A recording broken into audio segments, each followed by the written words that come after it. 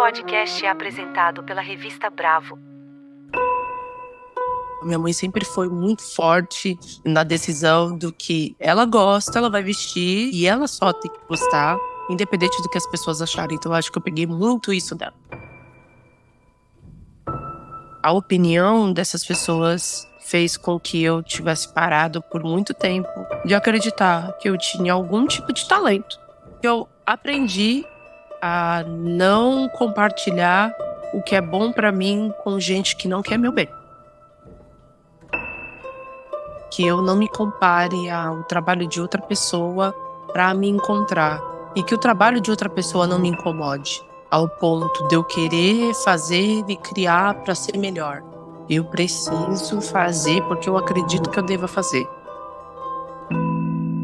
Essa é a Suiane Inayá, um dos principais nomes da moda brasileira. Conhecida por seu trabalho como editora da revista Elle Brasil, com seus editoriais que estão ajudando a definir a estética contemporânea, e por criar o coletivo MOOC, que destaca o olhar do jovem negro na publicidade. Eu sou Pedro Garcia de Moura e esse é Emoção Criativa, um podcast sobre criatividade, mas não da criatividade que vem de fórmulas, tendências ou de referências, e sim daquela que surge de dentro da gente, da expressão verdadeira das nossas emoções e da nossa individualidade. Para quem quiser mergulhar mais fundo nesse processo de autoconhecimento através da criatividade, o livro Emoção Criativa está disponível nas principais livrarias virtuais. Você encontra todas as informações sobre ele e os links de cada episódio do podcast no site emoçãocriativa.com. A Suiane Inayá é uma referência na moda brasileira. Mas o que quer dizer referência? Referência pode significar tanto o repertório que uma pessoa tem e que constitui um vocabulário e imaginário expressivo, como explica o artista visual Denilson Baniwa no episódio 29, contando sua jornada de entender que as suas referências eram válidas, mas também pode significar os estudos e as inspirações usadas para chegar num resultado prático, algo muito comum na indústria da comunicação, onde várias etapas de tomada de decisão só são possíveis oferecendo um vislumbre do que vai ser possível materializar, baseando-se em algo que já foi feito e principalmente que segue uma determinada tendência estética. Na indústria da moda, mais do que em qualquer outra, é preciso estar na moda, ou seja, antenado com o que se entende como contemporâneo, ou com o Zeitgeist, uma dessas precisas palavras alemãs que significa o espírito do tempo. Algumas marcas estão sempre na vanguarda, ajudando a ditar a moda, enquanto outras, de maior alcance, estão popularizando o que as primeiras já fizeram. O Brasil, como país periférico, de maneira geral, segue as tendências da moda ditada pelos países mais ricos, e está sempre em enorme desvantagem tentando jogar o mesmo jogo do mercado da moda. Os recursos, humanos, materiais e estruturais, concentram-se desproporcionalmente na Europa e nos Estados Unidos, nos restando tentar se virar para produzir algo que consiga pertencer ou somar à conversa global. E nesse contexto, as referências podem simplesmente ser mais uma ferramenta de opressão para tentarmos pertencer a essa engrenagem que sempre tenta nos deixar para trás, valorizando mais quem sabe copiar do que quem está de fato criando o novo. Por isso que o trabalho da Suiane sempre me encantou, porque ele consegue dialogar com o contemporâneo, mantendo uma identidade própria, brasileira e ainda conseguindo se tornar referência. Eu queria muito entender como é que se dá essa passagem de ter as referências para ser uma referência. E a jornada dela não foi nada fácil, mas contou com a ajuda de pessoas importantes ao seu redor, como ela começa contando sobre a primeira vez em que ela se enxergou conectada com a sua vocação, tanto profissionalmente quanto na sua infância. Foi um encontro que para mim foi definitivo para eu entender que era isso que eu queria fazer. E foi quando eu encontrei os Marvin, e acho que tinha sido o primeiro editorial deles aqui em São Paulo. E foi aonde eu entendi, assim, que eu tinha algum tipo de dom dentro de mim e que eu tinha alguma vocação para trabalhar com aquilo. E me inspirou muito e acho que foi uma abertura para eu entender que eu conseguiria aplicar aquilo dentro de uma profissão, que eu ainda não entendia como eram os processos dessa profissão. Então, acho que os dois foram uma porta de entrada para eu me entender e para eles também entender que eles tinham um olhar muito significativo dentro da fotografia. Qual foi o seu papel nesse encontro? Nós criamos juntos um editorial com uma colega nossa, que era a Luana. Para quem não conhece, os Marvin são um casal de fotógrafos. Nós fizemos a direção criativa desse editorial, primeira vez juntos, e eu estava fazendo o styling também. Foi aonde eu entendi que eu queria seguir isso de verdade, sabe. Eu tinha feito um curso de uma semana, né, um curso de férias, não sabia como era entrar naquilo, como era também aplicar esse trabalho, essa profissão. Os 2 foram essa chamazinha para que eu entendesse que eu tinha que fazer aquilo, me colocando a par de todo o trabalho. A minha parte como stylist não é só fazer o styling, eu passo por todo o processo do trabalho. Eu também faço parte da direção criativa, e às vezes isso fica muito fora. Quando você aplica isso em outros lugares, você fica muito a par.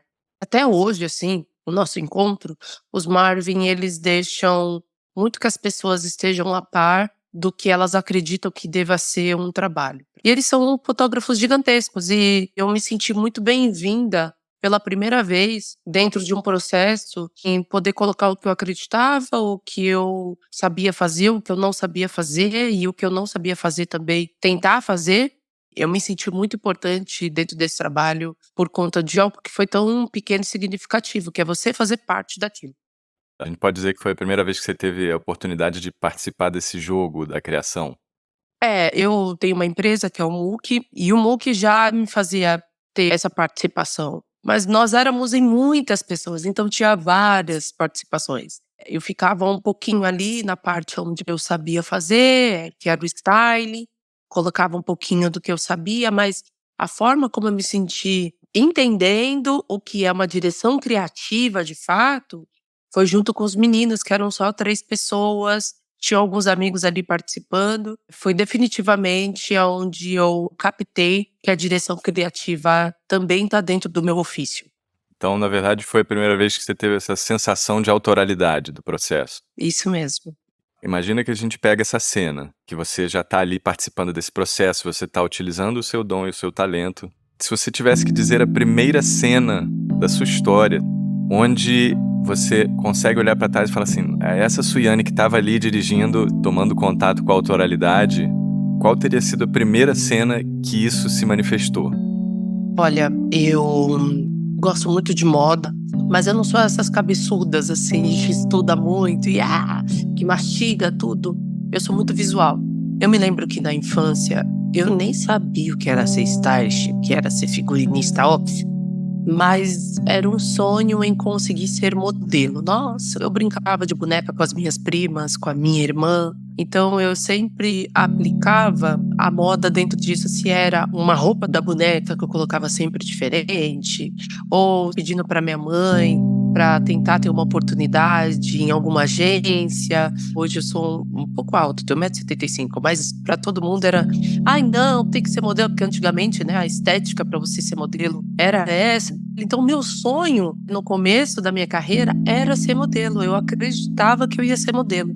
Eu me via dentro de um local que para mim era muito desconhecido e no decorrer do tempo eu sempre fui a filha que vestiu muito estranho para todo mundo da família. Tinha uma saia plissada e uma calça jeans que se eu pudesse eu usaria todos os dias da minha vida, com ela que eu ia para a escola. E eu era a estranha da escola, eu era estranha da família, porque eu misturava as coisas, eu fui clubber na minha adolescência, então essa coisa da criatividade sempre esteve muito presente.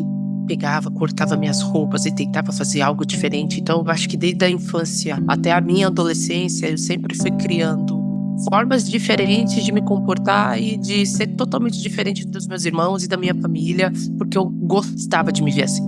A primeira sensação que eu tive de conseguir pertencer ao lugar é ser totalmente diferente do que as pessoas gostariam de me ver. Era mais isso, assim.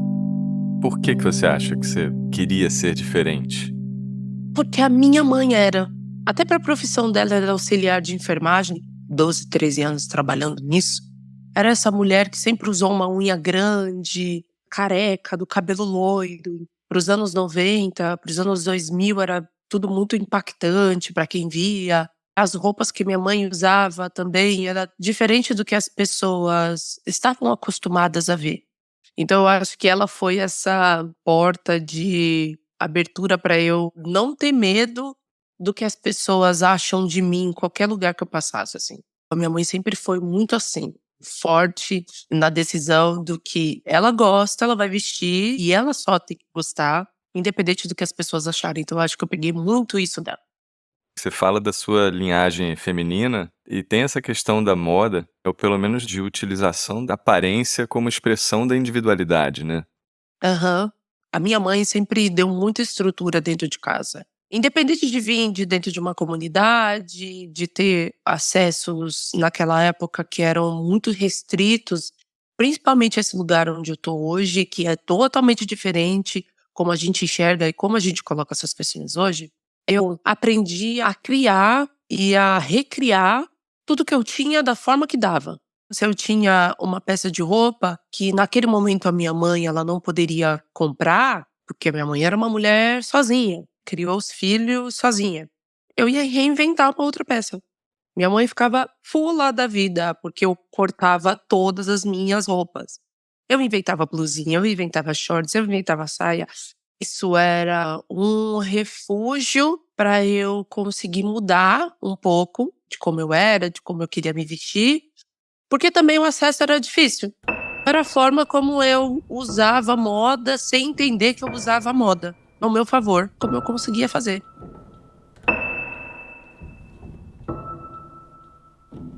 Qual foi a primeira vez que a sua cabeça explodiu com alguma obra? De qualquer tipo, livro, música, filme.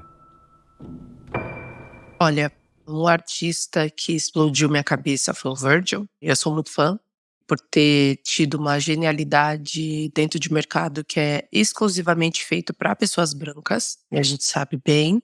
Solange, irmã da Beyoncé, que assim, a forma como ela mudou o mercado dela, incluindo a arte, totalmente diferente da forma como ela se apresentava, para mim foi um choque. Também porque na época quando eu vi, eu mergulhei muito no trabalho dela. Aliás, sou muito fã e gostaria muito, né, de poder encontrar. Solange, se você escutar esse podcast, que ela foram 2 pessoas e hoje o trabalho de uma pessoa que me cativa muito, não só hoje, Ibi Camara, que é um stylist incrível, editor de moda da Dazed, da revista Dazed, mais Gabriel Moses. Por favor, gente, quem estiver escutando, vá ver Gabriel Moses, que é um diretor que coloca a pretitude em um lugar que para mim é encantador, é muito lindo como ele faz o trabalho acontecer. Uma forma meio obscura, mas é muito forte, romântica, mas também tem um mistério dentro do trabalho dele, é tudo muito escurecido, esmaecido.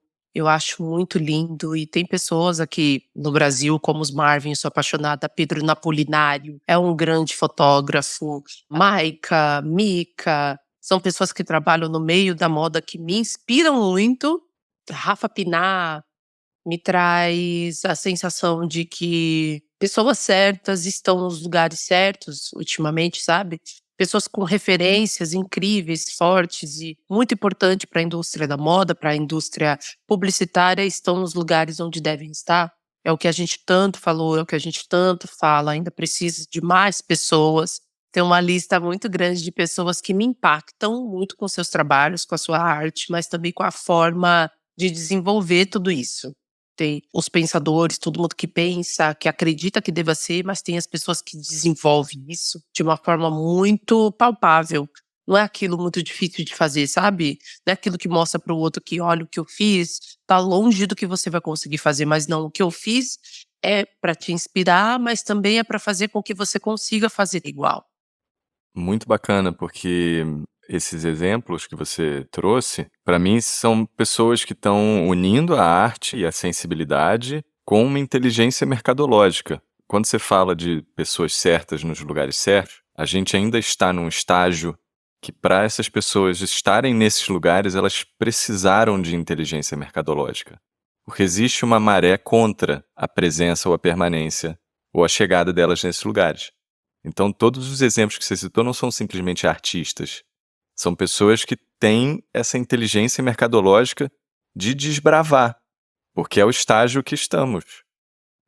E eu acho que os nossos corpos, eles precisam ser estratégicos para conseguir estar no mercado. Quando eu digo isso, eu digo sobre os seus estudos, a forma como você aplica o seu trabalho e quem você inclui ele. Porque o mercado ele foi feito exclusivamente para um grupo.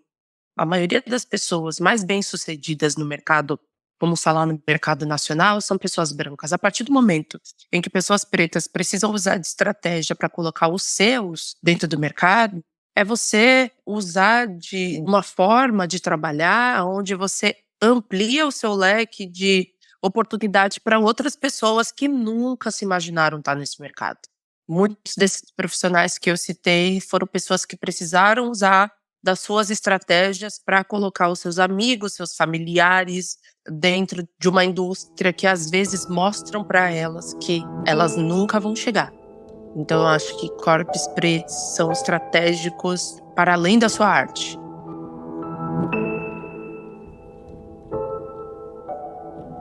Qual foi o seu momento mais emblemático de plenitude criativa, onde você sentiu que o que existia dentro de você estava sendo transformado em expressão artística?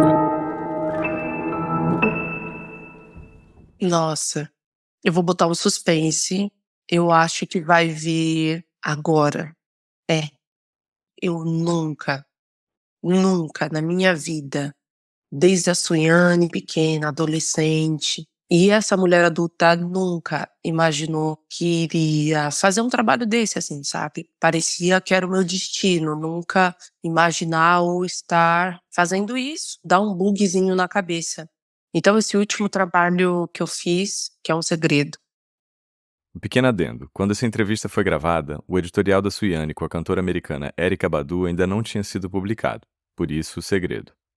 Eu acredito que o último trabalho que eu fiz me colocou em prova que não foi vão, porque uma porcentagem muito grande de pessoas como eu, no caminho e no decorrer principalmente de vida e profissional, às vezes colocar muito na cabeça de que jamais que eu vou ter possibilidade de fazer um trabalho desse, ou jamais eu vou ter oportunidade de estar num espaço desse. E hoje, estando nesse lugar, me colocou muito à prova esse trabalho que aconteceu, me fez reacender algo que muitas vezes apaga, né? Porque eu acho que a gente tem que falar muito sério que o nosso decorrer de trabalho faz com que a gente se duvide demais. E eu me duvido, eu sou uma pessoa que às vezes me cobro muito, assim, nossa, não, tá bom, é. Esse último trabalho que eu fiz na L me deixou muito feliz. Me colocou um lugarzinho aqui dentro de mim e falou, olha, tá tudo bem, você tá no caminho certo e agora só ir melhorando esse processo. Por que foi tão emblemático essa sua sensação de plenitude criativa? Eu acredito que eu tô falando com alguém que foi a minha referência desde pequena. Tive ali contato e essa responsabilidade gigantesca que eu tive é de colocar o trabalho com alguém que já entende muito bem sobre o trabalho e que aplica muito bem o seu próprio trabalho em si mesma. É uma grande referência para mim, para os meus irmãos, poder estar perto de alguém que é tão grande assim, te coloca em xeque. Você fala: "Não é possível, não, isso daqui é um sonho, eu vou tropeçar ali, vou cair, vou acordar na cama". Geralmente, quando você quer fazer muito um trabalho, quando você chega no fim desse trabalho e você percebe que todo mundo gostou, que o clima do trabalho foi tranquilo, que todo mundo se sentiu satisfeito e que a própria pessoa que estava ali, que você tanto sonhou fazer, se sentiu satisfeito pelo que você colocou e pelo que as pessoas que estavam com você colocou, não tem nada mais prazeroso profissionalmente de entender que você não foi uma pessoa ruim, ou que aplicou um trabalho ruim, ou que tratou alguém de forma ruim, porque também tem esses sentimentos dentro dos trabalhos, e eu acho que é o meu maior medo estar em algum lugar e tratar alguém de forma ruim, ou ter esse tipo de atitude. Então, foi muito lindo para mim. Colocou em xeque o tempo todo, e no fim do trabalho, eu só respirei fundo e eu sou muito chorona. Eu virei mãe aos 23 anos e desde os 23 anos eu choro até hoje. Eu sou muito chorona, então esses trabalhos eu choro, eu vou pro canto, aí eu chego em casa e choro. Aí quando o trabalho sai, eu vejo e choro. Depois de ter ficado 3, 4 meses vendo o trabalho lá, na hora que ele sai, que o mundo viu, eu choro. Eu me lembro muito do sonho. A gente sonha demais e quando as coisas começam a acontecer, eu não sou uma pessoa que me acostumo quando eu realizo as coisas. Eu não acostumo. Essas coisas me colocam em prova e aí o choro vem, a emoção vem, e aí tudo vem. Você acha esse não se acostumar bom ou é ruim? É bom, pra mim é um sentimento bom. Eu já me acostumei a me importar na frente de pessoas que são grandes. Eu acho que esse ponto já é a primeira parte. Cada artista tem uma personalidade. Às vezes você vai com uma coisa muito aflorada dentro de você, que você vai encontrar uma pessoa que, uau, incrível! E aí você dá de cara com a porta, porque às vezes não é isso, às vezes a pessoa não tá num dia bom, muitas vezes eu já me frustrei, então o encontrar com o artista já me bateu no lugar muito de, olha, normal, menos quando for a Rihanna, mas normal. E com a Solange também. Quem for com a Solange, com a Rihanna e com o Gabriel Mose, não vai ser normal, mas ok. É, eu acredito que pra mim, o não me acostumar me traz um lugar de não normalidade, porque a nossa profissão te dá acesso a lugares tão grandes pra quem não está dentro desse meio, que você acaba se acostumando e tudo pra você é efêmero. Ah, hoje eu fiz a Beyoncé. Tá bom, não é tão especial assim.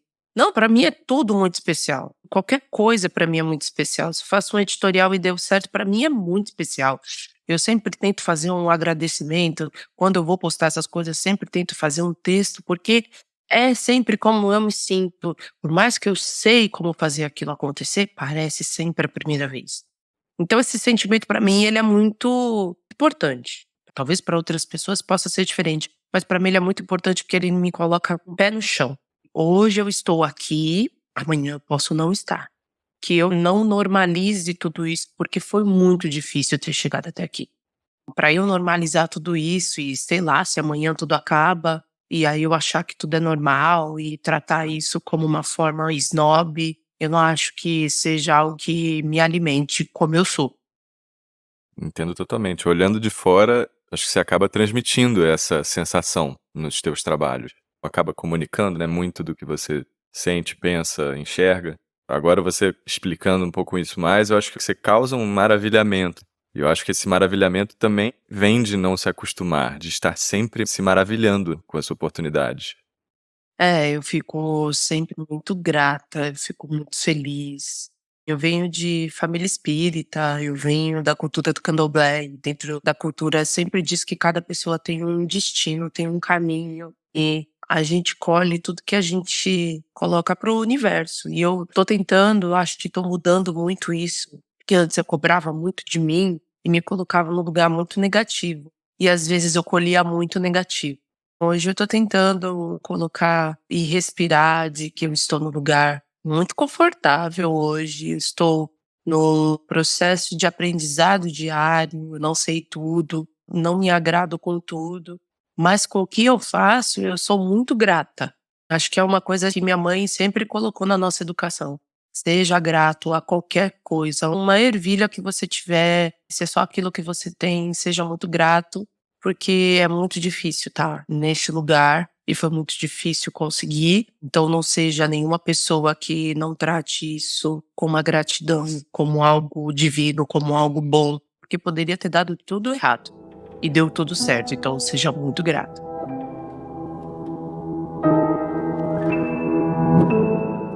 Qual foi a pior coisa que aconteceu ou que você ouviu de alguém ao longo da sua trajetória que quase podia ter feito você desistir ou seguir outro caminho?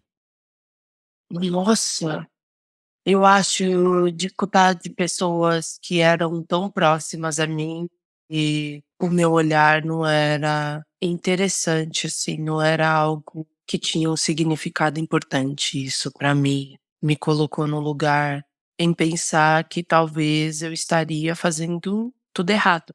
Pensei muitas vezes se era isso que eu queria fazer mesmo, se era isso que eu queria seguir. É muito ruim quando a gente encontra pessoas que vivenciam muito da nossa vida, mas às vezes não estão participando da mesma linha de pensamento que nós estamos. Eu penso que tem muitas pessoas que torcem pela gente, mas tem muita gente atrás da moita quando você chega num lugar que talvez não estejam vibrando tão bem por você. Ou você se adapta, ou você se afasta. Fez com que eu me afastasse, foi a melhor coisa. E quando você tem um sentimento de que você se afastou daquelas pessoas, dói.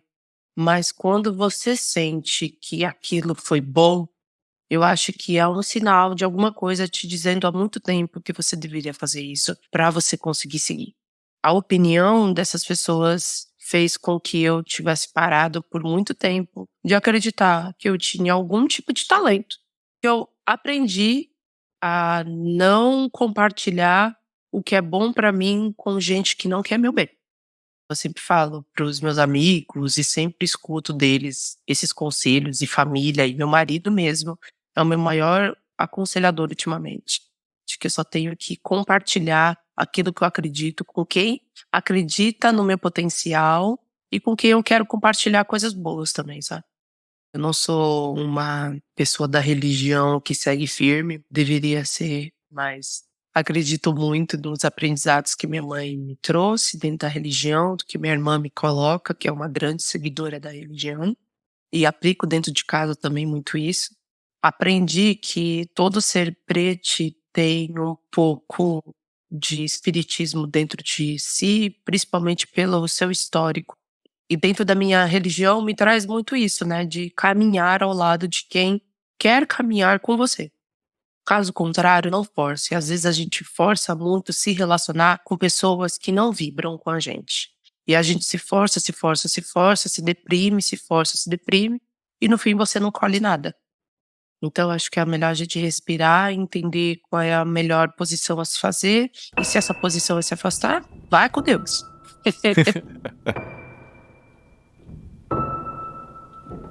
Qual foi a coisa mais importante que aconteceu ou que você já ouviu de alguém que, pelo contrário, te ajudou no momento de questionamento?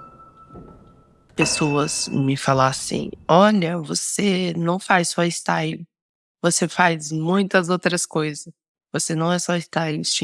Eu amo fotografia, eu amo direção de filmes, eu amo a estética de muitas pessoas que me inspiram, como eu falei.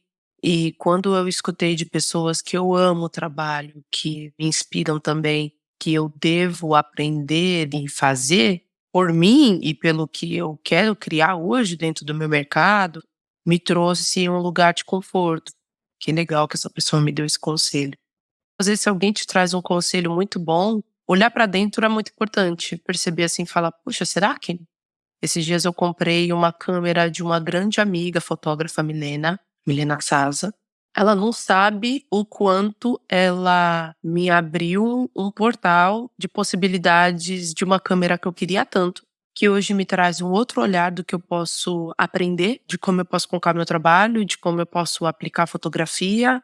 Não é sobre querer ser fotógrafa, mas é sobre aprender os ofícios de outras pessoas para talvez partilhar dessa informação com mais qualidade.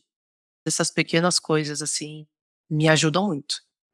Sim, eu sinto que, por exemplo, uma câmera dessa é capaz de modificar o próprio olhar da pessoa, né? Mais do que você vai produzir com uma câmera, ela modifica a sua maneira de enxergar o mundo, né?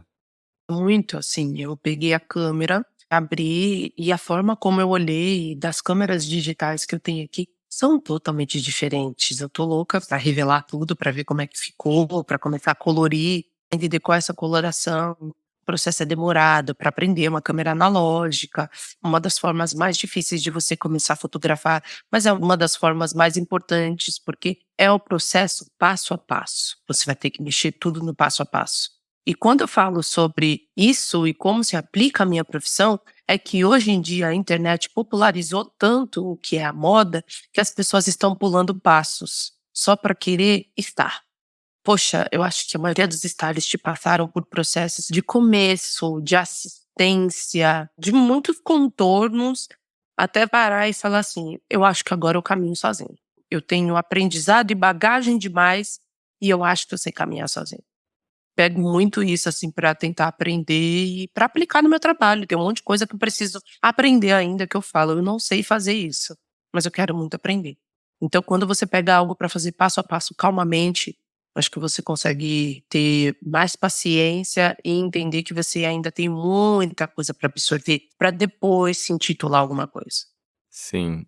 Juntando aqui algumas coisas que a gente já falou, me deu a seguinte sensação, que eu acho que você trouxe agora nessa coisa que as pessoas te falaram de importante, que te ajudou, pessoas que te alertaram ou te deram força para você enxergar a sua pluralidade, né. Quando você conta da sua trajetória, lá desde o começo, quando não era nem permitido enxergar uma possibilidade de trabalhar com moda a não ser com o seu corpo, né, como modelo, e aí depois você vai e passa a se enxergar por stylist, que foi um curso que deram. E aí, eu vou fazer um paralelo com a música, tá? Como se você fosse uma maestrina e você primeiro tivesse tido contato com um instrumento. Só que você tá pouco a pouco, é muito sobre uma permissão de se enxergar, né? Quando você fala da vocação, foi quando os Marvin te permitiram ser uma maestra também, com eles. Porque é hierarquicamente superior, principalmente numa indústria, se enxergar como maestra, ou no caso, como diretora, né? Diretora de criação. Vejo essa sua trajetória aceitando a sua vocação de direção e de visão, né? E como que isso vai passando também pelas pessoas que estão ao seu redor, né? Apesar das pessoas que estão ao redor serem freios às vezes, de como que elas também vão ajudando você a enxergar essa tua pluralidade, que no final das contas é sobre ter uma visão em várias frentes e poder inspirar várias outras pessoas. E eu acho que eu tenho amizades com pessoas criativas e não pessoas. Porque eu acho que tem 2 lugares em pessoas criativas. Pessoas criativas que não passam para frente o que aprende e automaticamente guardam para si, porque parece que vai perder o que tem e eu sei lá, acho que tem medo de que outras pessoas consigam fazer a mesma coisa que elas. Só que tem que entender que esse mundo é gigantesco, tem um monte de gente que faz a mesma coisa que tem você, ou talvez melhor. E outras pessoas que eu acho que eu tenho essa amizade, que são as pessoas que repassam muito tudo que aprende.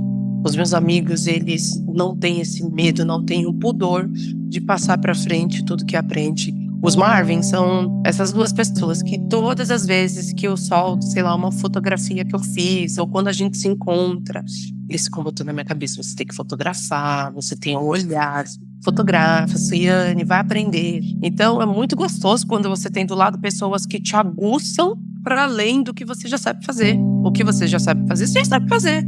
Hoje eu tenho 33 anos. Se redescobrir a partir dos 30, dá um medo na gente, porque parece que aqui no Brasil tem uma data de validade de idade para você trabalhar com moda.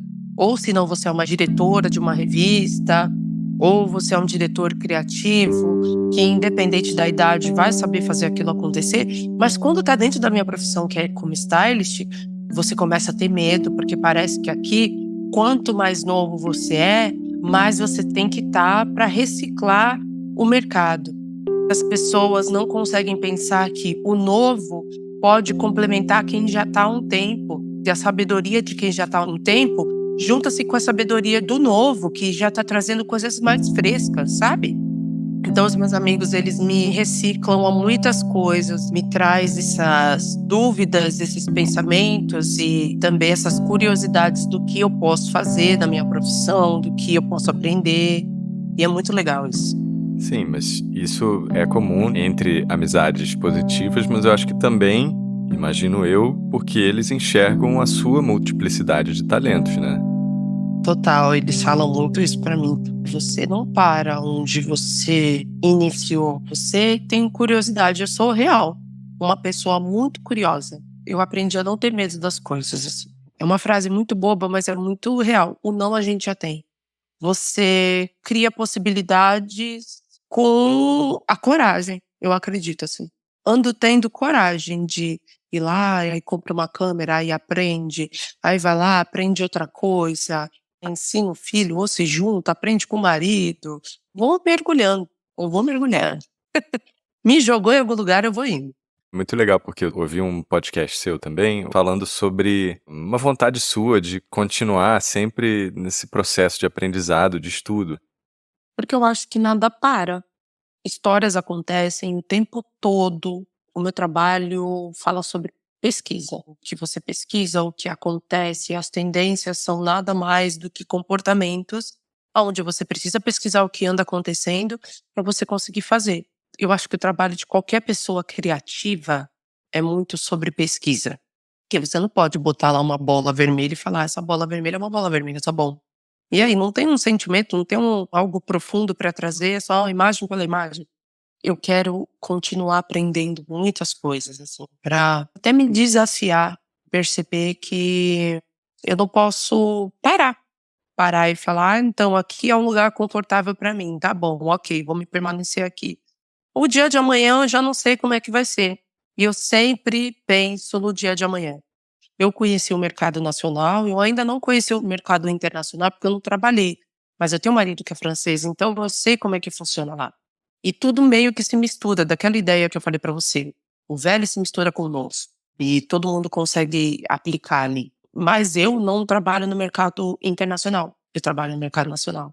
Quanto mais eu tiver de pesquisa, de bagagem, de trabalho e de coisas que eu sei fazer, é a forma como eu vou conseguir demandar aqui.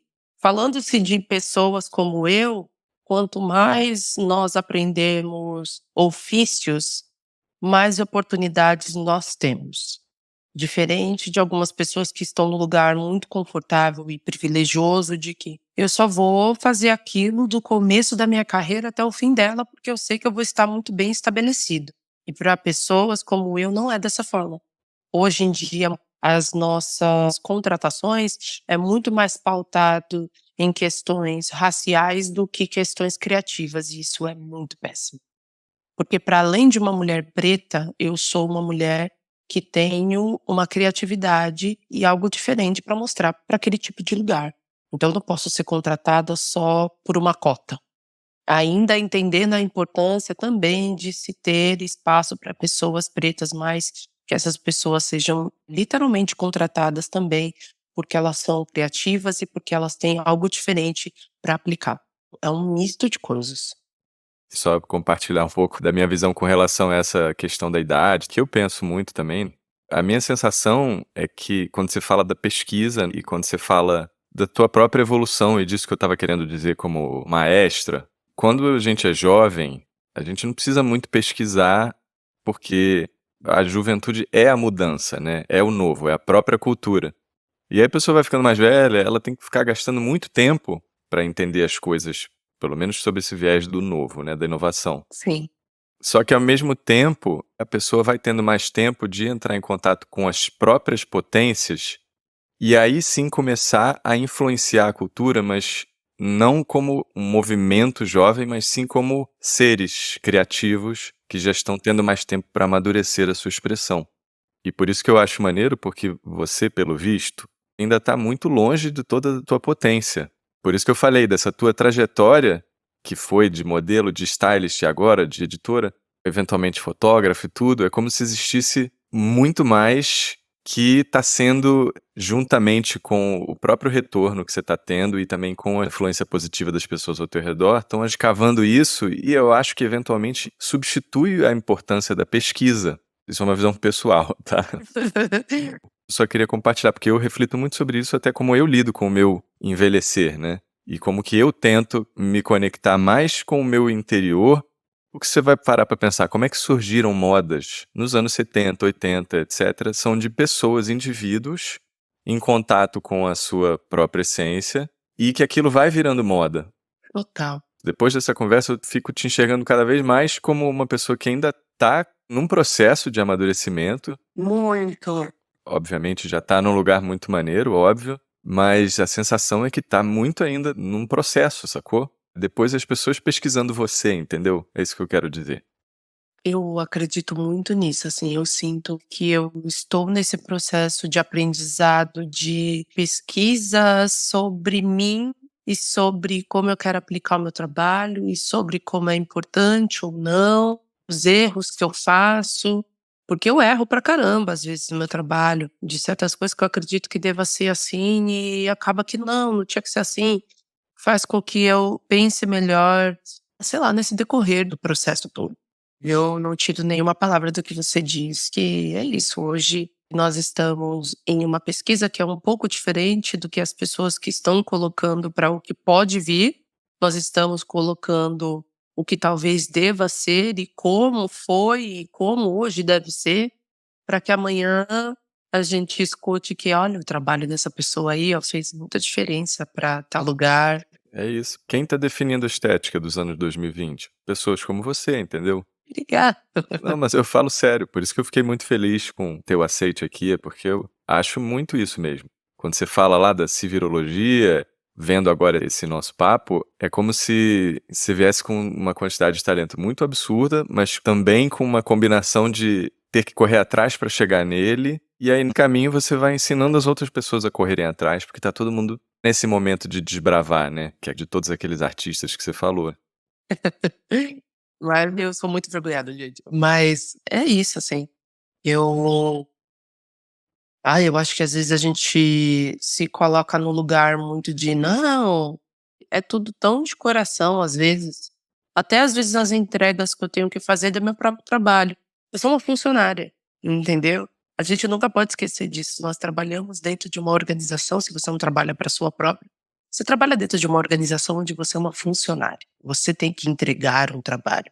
Mas eu entrego com muita felicidade. Porque, mais uma vez, eu falei sobre algo ou apliquei algo que me ensinou e que me trouxe para dentro algo muito importante que eu vou colocar ali dentro da história. Falar: "Poxa, eu já falei sobre isso, já pesquisei sobre isso, já fui um pouco a fundo sobre isso, deu certo, funcionou". Então até o meu próprio trabalho eu coloco como um aprendizado. Eu vou levar para o resto da minha vida. Um passinho de cada vez, né. Sim, mas é que é muito comum não valorizar o que é fácil ou o que a gente gosta de fazer.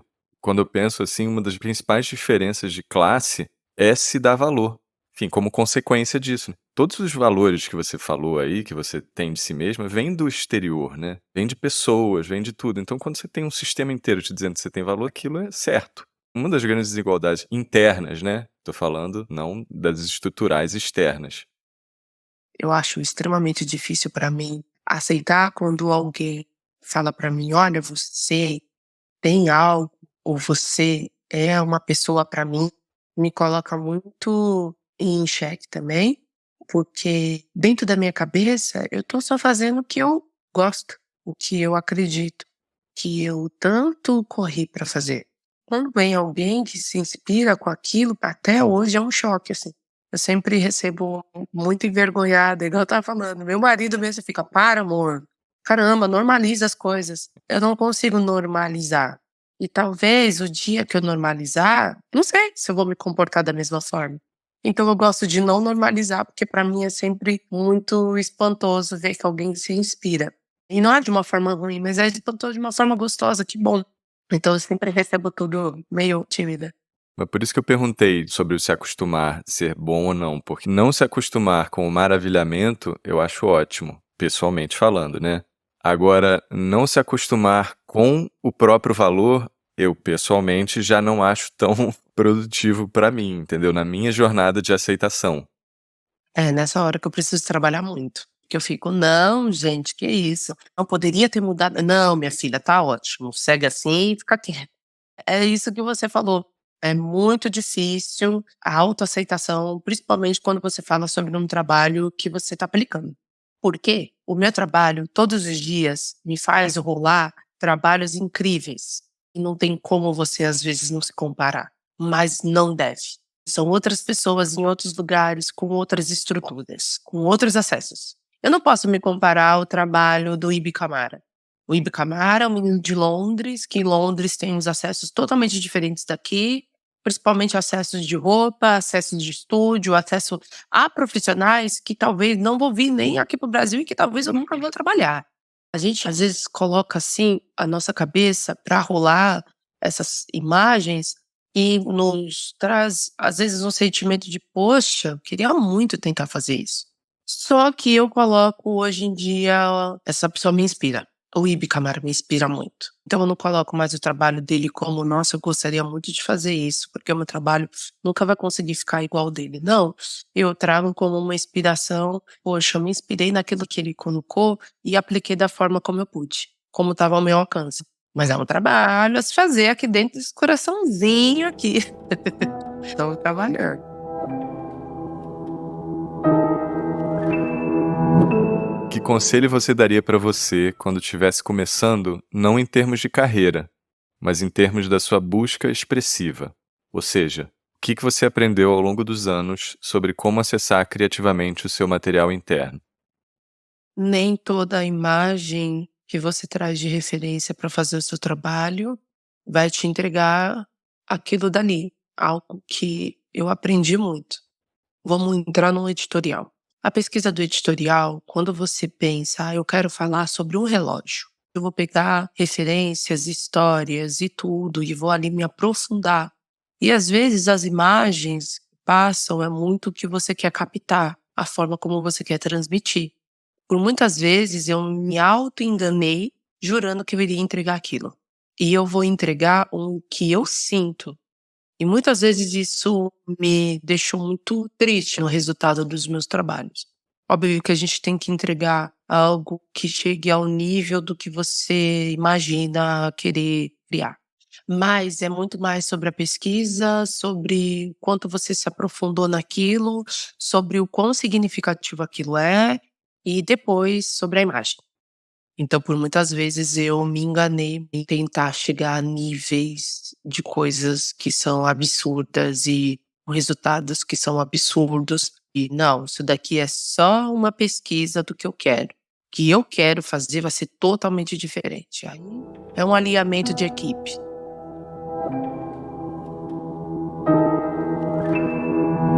Que conselho a sua criança daria para você hoje em termos de processo criativo?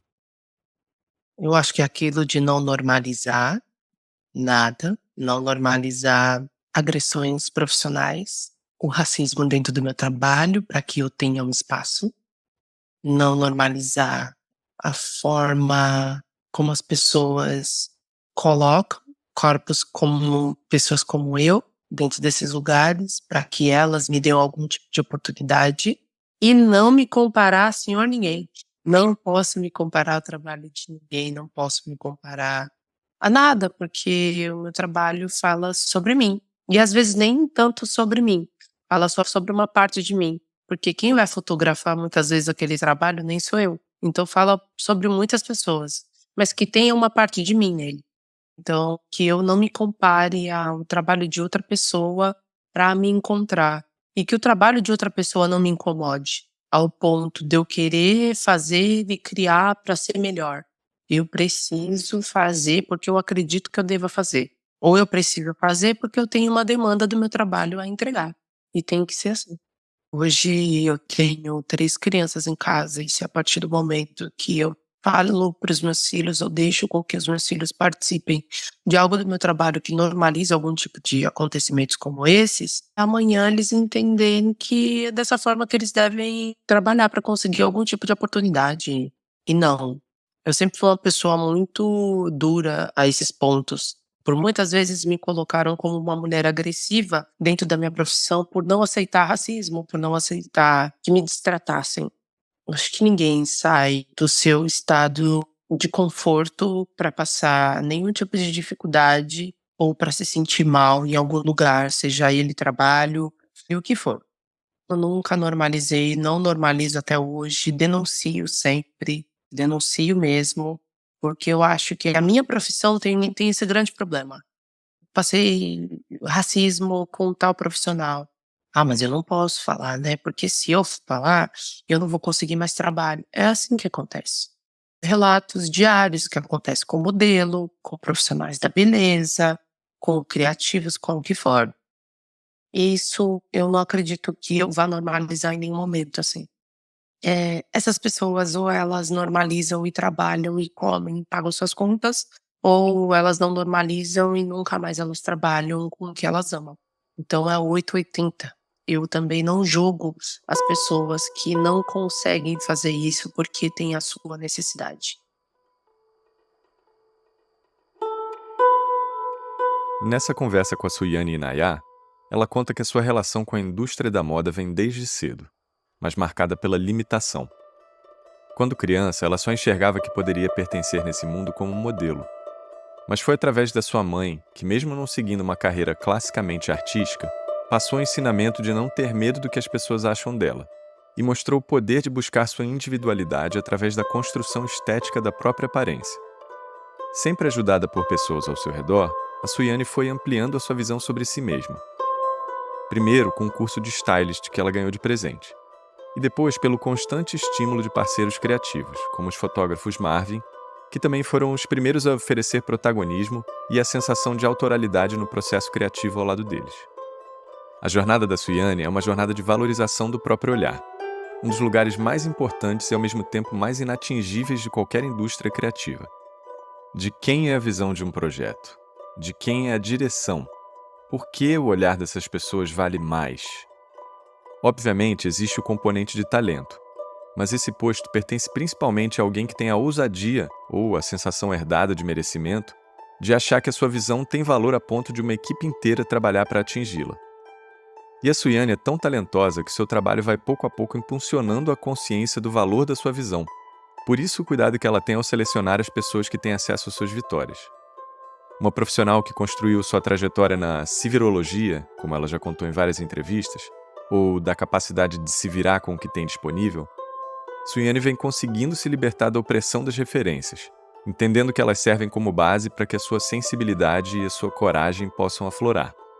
É justamente a soma dessas características, com a inteligência de desbravar o mercado, que fazem ela se identificar com outros desbravadores e valorizar os artistas que ensinam os outros a chegarem lá também. E é assim que ela própria também serve de exemplo e inspiração para as próximas gerações.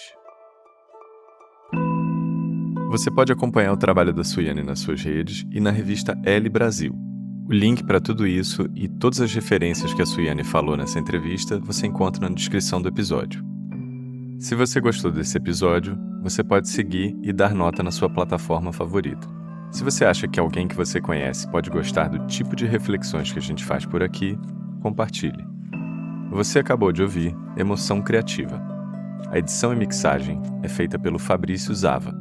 E a trilha que você está escutando foi composta especialmente para esse podcast pelo Lucas Vasconcelos, o nosso convidado do primeiro episódio. Você pode escutar a gente em qualquer uma das suas plataformas favoritas. Eu sou Pedro Garcia de Moura, muito obrigado por acompanhar esse episódio e até a próxima.